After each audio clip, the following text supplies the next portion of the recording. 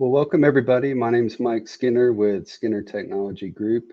Today, our topic that we're going to talk about is cyber insurance and what we're seeing cyber insurance wise across the industry, across various sectors. Really a big topic related to information technology and cybersecurity.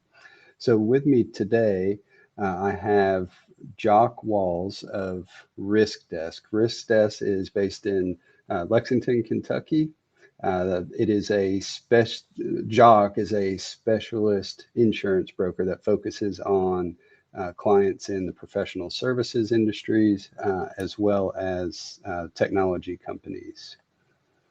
So I'm just going to go over a quick agenda, then I'm going to get Jock to tell a little bit more about himself, and we'll get into the presentation. So today, like I mentioned, cyber insurance is the topic. We all know cyber insurance is a must-have, but do we know what cyber insurance covers? That's something that we're going to talk about. Jock's going to give his insights on the state of the cyber insurance market. Also, talk a little bit about some insurance application best practices. What can we make sure we're doing before our application? What can we make sure that we have implemented and in place to put us in a good position when we go through that process?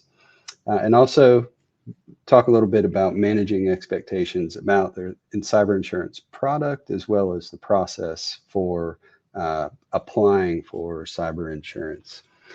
So, Jock, if you don't mind, if you tell us a little bit more about yourself before we get into the presentation. Yeah, appreciate the introduction, Mike, and glad to be on this presentation today. It's obviously very pertinent and important topic that we're covering. Like you said, my background resides predominantly with professional service firms and technology companies around the insurance programs, and as you can appreciate, cyber risk is a critical aspect that they're trying to manage. And I live in Kentucky now, but spent some time in New York before that. 7 years in New York and 5 years in London. 5 years in London before that. So I don't know if Kentucky counts as the apex of my career, but I'm here. So and so well, great. Look forward to talking more about this. Well, we're glad you're here. We're glad you're here with us today. So just to jump right in, Jock, when I'm going through and helping a client develop or assess their cyber risk management program, one of the first things that I'm looking for is their cyber insurance policy. We oftentimes use the cyber insurance policy and the documentation that's gathered in the application process for us ourselves to get an understanding of the cyber environment. I feel like it's a must-have. What do your clients and I guess your prospects that you've talked to, how do they feel about that? Yeah, I mean, it kind of depends, but I mean, at the end of the day, if the approach that you're taking is, and the value that clients kind of get, or prospective clients, new and existing buyers can get out of the cyber insurance application process is, it's a checklist or self-assessment of where their risk profile stacks in the eyes of the insurer, right? So in a simplistic kind of way is, if you're responding no, or negative to all the responses, that probably equals bad. And we'll get into it in a little, but the cyber application and cyber insurance market has just changed dramatically, and the cyber application is often reflective of what insurers are looking for in terms of relating that to correlations with their own portfolios.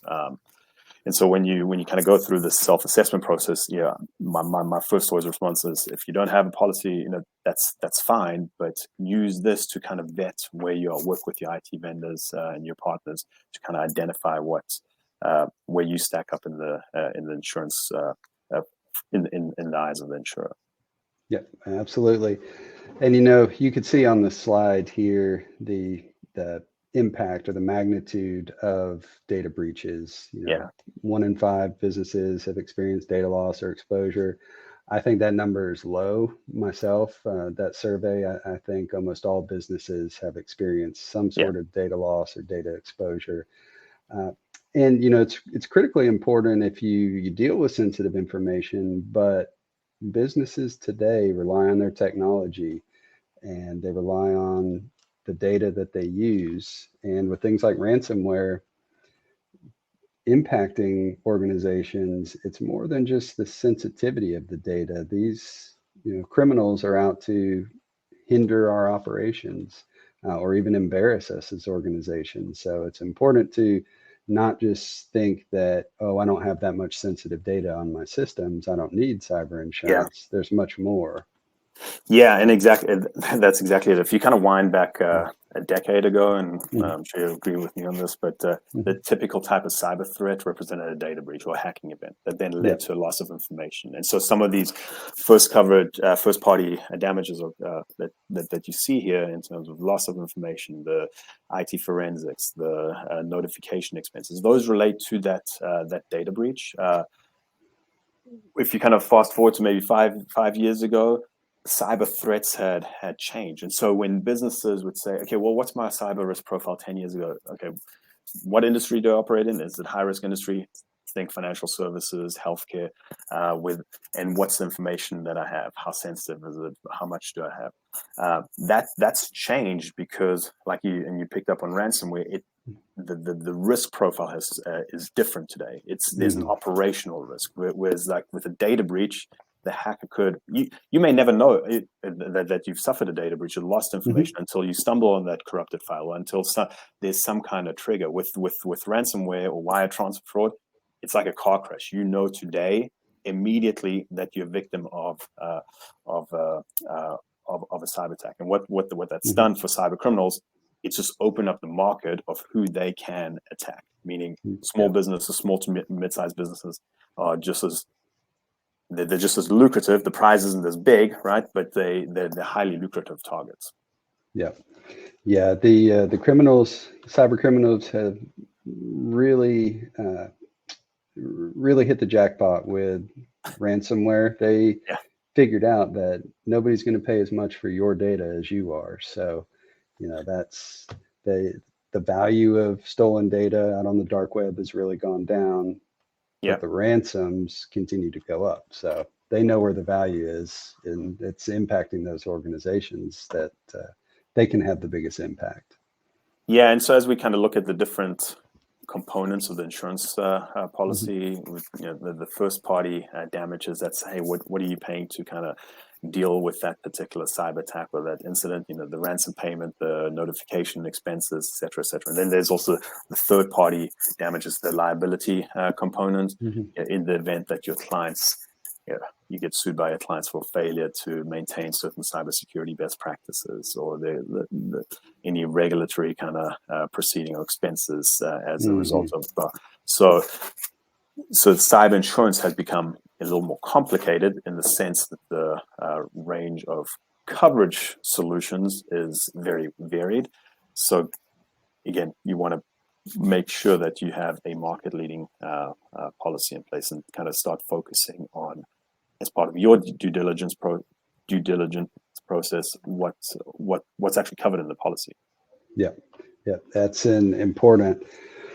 Well, and I'll tell you from a price perspective, uh, what I've seen clients experiencing is a huge increase in the premium related to cyber insurance. And before I get your commentary on that, Jock, I just want to share also that the process for applying for cyber insurance has become much more involved, much more in depth.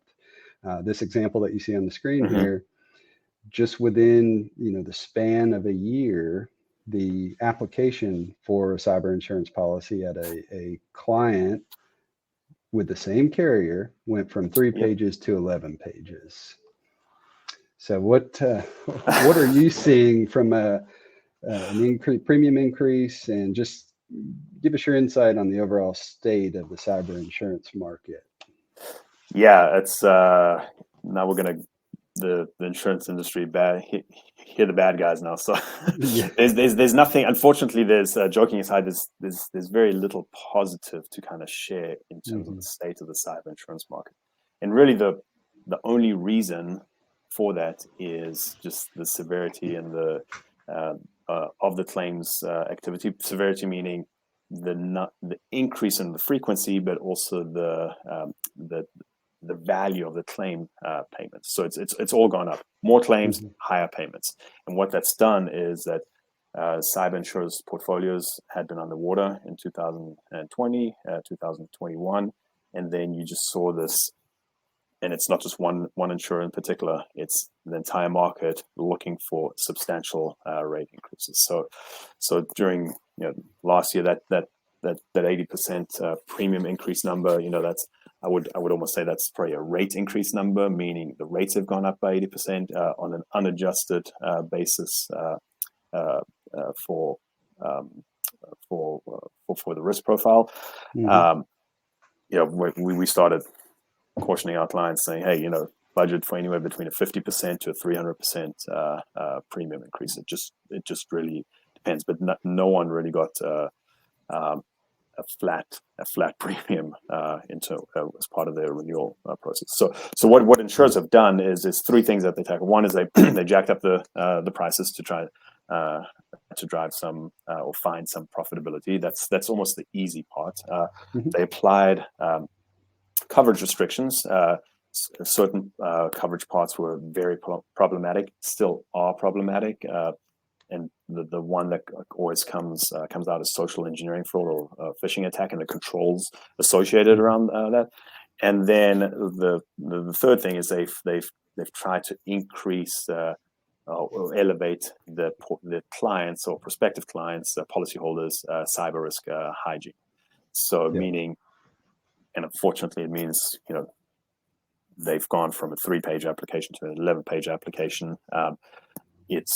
They're asking more questions. Those questions are supposed to kind of correlate with their portfolios in terms of like, hey, these are problematic areas. Or if you don't do X, Y, Z, it could be it is an issue. So just think of them as eligibility type of questions, critical questions, but then also they're starting to, because they can, try to gain some insights of what some existing responses would yield to the future in terms of just better risk selection.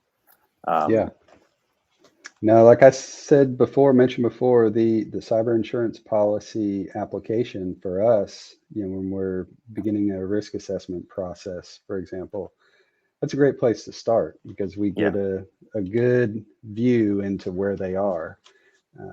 And, Jock, as you see on the screen there, the areas or the things that carriers are looking for, this list gets longer and longer. But I'll say it also gets better in addressing the real cyber risk that is out there at organizations today. Multi-factor authentication, that's something that we've been pushing for years. That's kind of gone by the wayside. I want to get your thoughts on just overall the big areas that you see your clients struggling or missing frequently. But from my perspective, that dual or callback verification process requirement really to stop the business email compromise, ACH wire fraud type of scenario, that is still something that organizations are missing. And it's not an IT control. It's one of those, I don't want to say basic, but baseline internal control. The dual callback verification process, if you're not doing that today, you're not going to get that coverage. You're not going to get that coverage under a cyber insurance policy. And if you aren't doing it and you're getting the coverage, you're not answering the question correctly. This is the number one thing after multi-factor authentication that insurers are focused on. They're asking that question: do you verify? And just kind of take a step back. The outcome of these the social engineering fraud or these phishing attacks is that the cyber criminal tries to trick a victim or a target into taking a certain action. And that means wiring money to the wrong or fraudulent account, or changing bank account information in an accounts payable system. So, so the cyber criminals inserting themselves either into the communication process, or you get the CFO or an accounting bot gets an email saying, hey, wire money here. If you just go ahead and action that without verifying it, you're not going to have coverage. I'm just telling you, you're just not going to have coverage, even if, because the insurer is going to look at that and say, well, you don't have that process in place. You need to make sure and double check whether that request is legitimate. And I'm kind of talking about requests that come electronically, right? So it's just, it's shocking to me too. I mean, you mentioned that if you don't do that, you're not going to get coverage. In my mind, helping organizations with internal controls for many years, it just seems like a basic control that's been in place. But if you're not doing it, not only are you not going to have cyber insurance, in all likelihood, you're not going to have much money left in your bank after a while, because somebody is going to hit on that, and it is a big problem. But it's also when you have to make sure people are actually doing what you say they are doing, or you say that they need to be doing from a policy perspective. Exactly, and I mean and again, I like you, Mike. I don't want to say it's a low level, or it's out of this list of things. If you compare it to other, I mean, it is something that you should be able to implement, and you should want to have strict control around that. I mean, and we'll get into a coverage nuance for certain industries that could have a pretty negative impact outside of the cyber insurance policy on you. So it's when I see that, it's like, do it today. I mean, there's really no I hate to say, there's really no excuse, and there's no reason why you would not want to implement that verification process. Yeah, even beyond all of the cyber risk, it's just a good, smart business decision. The other one I wanted to just kind of get your thoughts on this slide is the backup strategy, backup requirements. What are you seeing them requiring? So the 3-2-1 backup strategy is obviously the best practices type of backup strategy, and we deal with small business clients, but also mid-sized businesses. So from an insurance perspective, there is a bit of a segmentation in terms of who that 3-2-1 backup strategy is applied to or required from. So there is some flexibility amongst the insurers. But when I talk to my client base, it doesn't really matter if it's a small business or a mid-sized business. When we talk about backup strategy, it's like, hey, this is what IT vendors and consultants kind of recommend in terms of like, this is the best practices, and this is what insurers would like to see if you're a small business. So if it's not totally implementable, think around, okay, if your information was gone today, what are the next steps that you would take, right? If you don't have access to your database or to your data sources, like what would you do? And then we could try to back up into this strategy. Hey, one source of data has to be offline. You want it in 2 different formats and 3 different so that then helps the small businesses. I'm picking on small businesses here, but it helps them sort of think about, okay, where's my exposure and how do I address it? Maybe not all of it today, but what's the runway around that? From an insurance perspective, why insurers are so interested in your backup strategy is like, how do you? It doesn't prevent a claim, or it doesn't prevent a cyber attack. But what it does do is it helps provide leverage if you are under a cyber attack. So, picking on ransomware, if it means, hey, we've got all information backed up, this cyber criminals are holding that information hostage, then we can negotiate with them. Their demand will drop quite dramatically if they know that you have access to that information. Then becomes a calculation. What's your business interruption kind of cost? How many days are you going to be down? And then you work, claims adjuster and the negotiators work with the cyber criminals, not work, but try to negotiate with the cyber criminals in terms of finding an outcome if they wanted to go down that route. Or the business can just say, well, it's going to cost the same, or we're not going to pay, and we're just going to set it up ourselves. We'll take that on the chin. Anyway, I don't know if that's sort of consistent with the conversations that you have with your clients, but it definitely is. One thing I would add to that is, definitely making sure clients understand that even though they use cloud-based systems or software as a service-based systems, those can still cause challenges. Those can still go out of service. There can still be a data loss. So making sure that those systems are being backed up in that same 3-to-1 strategy is definitely important. The other thing on this slide, Jock, that I would say, obviously having an IT asset inventory is important. You have to know what assets you have to know how to secure them. But really looking at the controls that you have implemented, making sure that organizations are using a control framework or aligning with a control framework really gives, in my opinion, that would give an insurer comfort that there's a standard set of controls that the organization is using to satisfy all the boxes that they're checking on the application. One that we use and recommend is the NIST cybersecurity framework. I don't know if you've seen that in the application process as well as being important, that the organization's aligning the controls with a framework. Yes, definitely. I mean, and again, it depends on in some cases industry and size of business, but as we're kind of talking about these different requirements, it's pretty clear that from an insurance perspective and the cyber risk management, insurance is just one part of it. It controls the tools and other protocols that you use, the software that you use to kind of protect yourself. So you got to know a little bit of, or at least as an insurance broker, I got to know a little bit of everything to be able to advise the clients on that.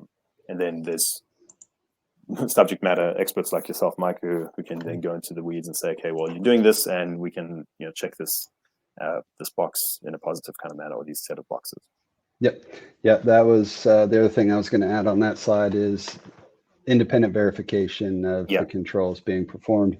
If you don't have an internal audit group at your organization, having a third party in there to really identify what is going on, what are things occurring, like the policy, that's the policy document, not the insurance policy, but the IT policy says should be done, making sure that it is in place. Other things that I've seen carriers looking for, obviously incident response plan, the backup disaster recovery plan. You talked about that before and the importance of that and really why the insurance company is looking for that.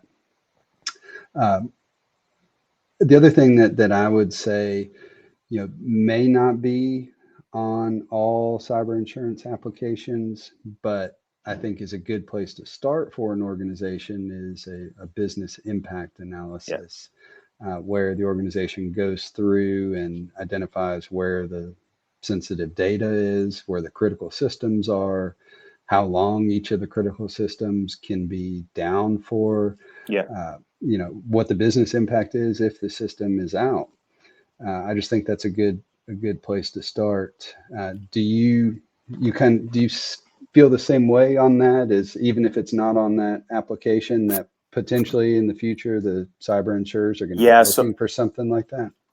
So I mean, again, one of the takeaways here is like how quickly the cyber insurance market is changing, and so it'll change in either direction depending on profitability of the insurers, right? And we're in this direction where they need more information, they're asking for more information. They're trying to figure out how to solve the problems that or the claims and what the problems are causing, or what problems are causing, how the problems are causing those claims. So just because something is not on an application today doesn't mean it's not going to be asked for in the future. So it's having these kind of discussions of like, okay, well, this is critical today. This is high priority today. In 12 months' time, the high priority might be critical and sort of like, hey, this is a must-have, and if you don't have it, you're not going to get it. Where the BIA might move into that into that high priority segment. So these things are, and we'll talk about it in a second. It's an ongoing process where you want to make sure that that was a good segue. It's a good segue. It's cybersecurity as a whole. It's just an ongoing process. You can't just like maybe some other insurance products. It's standardized. It has, the product itself hasn't changed in a decade or a couple of decades in some cases, where you can't just check the box and you're done with it and you wait 12 months until you reinitiate the process. So you want to make sure that that you're proactive around your cyber insurance application. I say preparation starts today. It's just like ongoing, right? Start the application process early. If there are changes like that 3 to 11 page change, you don't want to be in a situation where, okay, now all of a sudden they're asking me 10 extra kind of critical data points, and I don't have those implemented, and I'm not going to get covered. You've been paying premium for up until this point, and if you can't renew that policy, or that's a problem, right? So give yourself time to kind of work with your IT partners and say, okay, well, this is the new application. They're asking for this. What do we need to do to kind of get that done? And it's not just about answering the application, but it's also the implementation of any quote unquote negative responses or any critical action items to kind of take. Yep, I agree 100%. The most difficult conversations that I have had with clients about cyber insurance is they didn't start looking at the application process until it was too late. If we looked at it 6 months or even 90 days ahead of time, there's things that could have been done. But yeah, exactly. And so the application changes, and the insurance products and the available insurance change frequently of who's interested or who's a go-to kind of market right now. So you want to, and a changing application is not necessarily an indicator of that the scope of coverage has changed, but you want to be able to kind of understand, okay, and that's where you work with your broker. It's like, okay, is this a market leading insurance solution? Is this kind of has the insurer, do they cover ransomware? Do they cover wire transfer fraud and social engineering fraud? Or what are the sublimits? The social engineering fraud coverage part, there's a sublimit. Almost every insurer's got either $100,000 or $250,000 supplemented applied to that, which is in a way problematic because many of my clients, they work on larger transactions, or they've got access to substantial funds. So it's like, okay, well, if you don't have, if you suffer a loss, you might just have a cap on that. And what does that mean? Okay, you need to have your controls and procedures in place. So you can kind of recover it if it's insurable, but you don't even want to go down that route. There is, and then you want to also understand any nuances in the coverage, and social engineering fraud. Again, a very good example where a theft of funds or a fraudulent transfer of funds, it's only your own funds that are covered. It's not necessarily any of your clients' funds. So if communication gets intercepted, and we see this with law firms quite frequently, where they engage in a real estate transaction, money gets wired into the escrow account. It's not their money. So what does the policy language say? Does it say the funds are under their control that would be covered? So okay, escrow account could, or does it just say your own funds, which would not be covered? So there's certain things around, and you'll know that as the kind of market changes and the insurers make adjustments, either to be more competitive or to kind of rein in certain coverage parts. Yeah, there's a lot to consider when you're looking at the policies for sure, or looking at the coverage overall. What are some things that we need to be, or customers or clients of yours need to be looking at or thinking about as they are going through the cyber insurance process? Yeah, it starts with managing expectations, and so just be aware it is a hard market right now, meaning that it's your terms are going to be less favorable than they were last year. So that means think about the premium's going to go up. So you want to talk to your to other stakeholders, other counterparts within the business, saying, hey, it's likely that our cyber insurance premium is going to go up 79% on average, right? So we want to budget for that. So if you have to, or at least have some kind of buffer in there that kind of gets filtered across the management of the organization. Be particularly sensitive to coverage parts that may have either been restricted or taken away, or amended. The turnaround time also goes with